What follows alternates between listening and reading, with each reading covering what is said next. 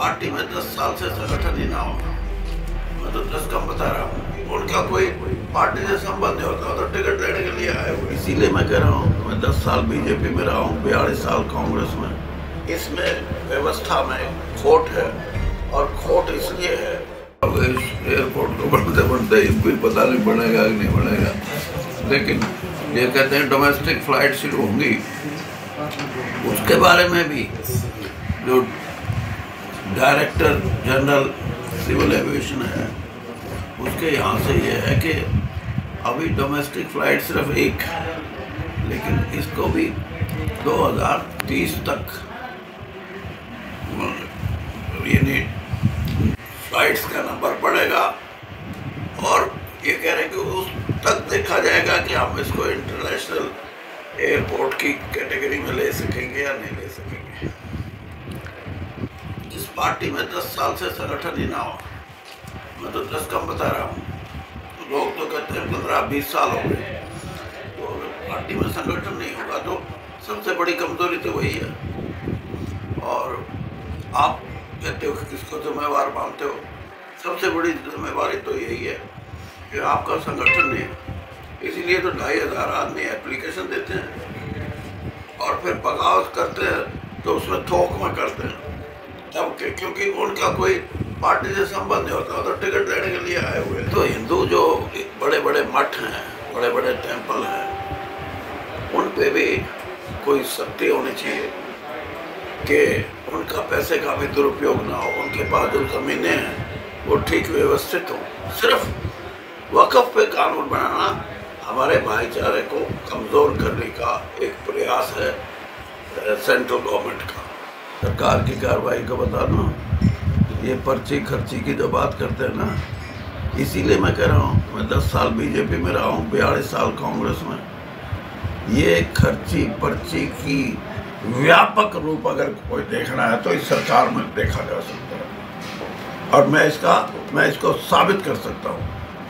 ये बातें करने की बहुत आसान होती हैं, तो आप बताओ कितने, ये नहीं क्या बताएं आपको। हमारा जो इलाका है ना, इस देश में जितने पेपर लीक होते हैं अपने यहाँ से, उनमें काकड़ोद भी एक गाँव है।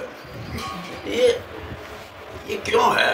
कहीं ना कहीं इसमें व्यवस्था में खोट है, और खोट इसलिए है कि जो प्रशासन है, प्रशासन की अगर कोई हैबिट बढ़ जाए कि हम तो ऐसे ठीक है यार, कौन पूछता है, एक आध बार सस्पेंड हो लेंगे क्या, ये नहीं।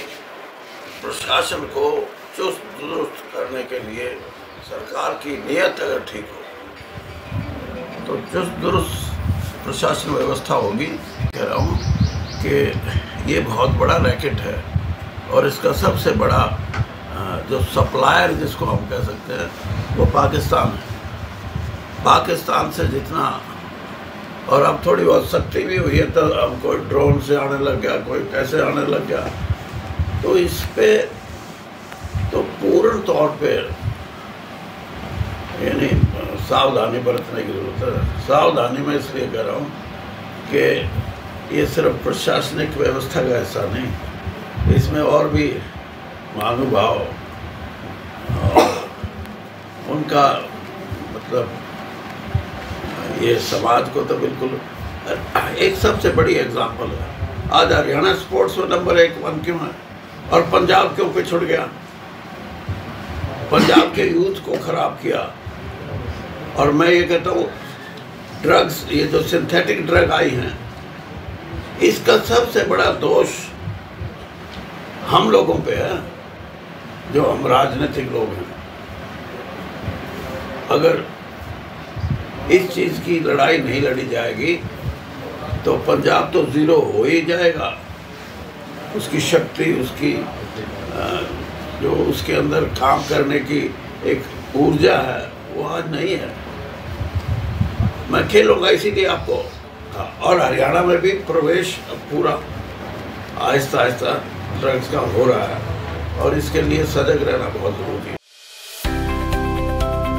अब किसी भी प्रकार के दर्द से क्यों होना परेशान, जब ऑर्थो चार्ज कैप्सूल हो आपके पास। सभी प्रकार के दर्द में आयुर्वेदिक पद्धति पर आधारित रामबाण इलाज। कबीर औषधालय का ऑर्थो चार्ज ऑयल, कैप्सूल और सिरप आपको देता है तुरंत आराम। अनेक प्रकार के दर्द जैसे sciatica, spondylitis, rheumatic pain, arthritis, lumbar pain, सभी दर्द को दूर करने का रामबाण इलाज 100% आयुर्वेदिक जड़ी बूटियों से बनाया गया ऑर्थो चार्ज कैप्सूल और ऑयल एक बार प्रयोग में अवश्य लाएं। अधिक जानकारी के लिए संपर्क करें। एड्रेस: कबीर औषधालय, सेक्टर 14, सोनीपत, दिल्ली, NCR।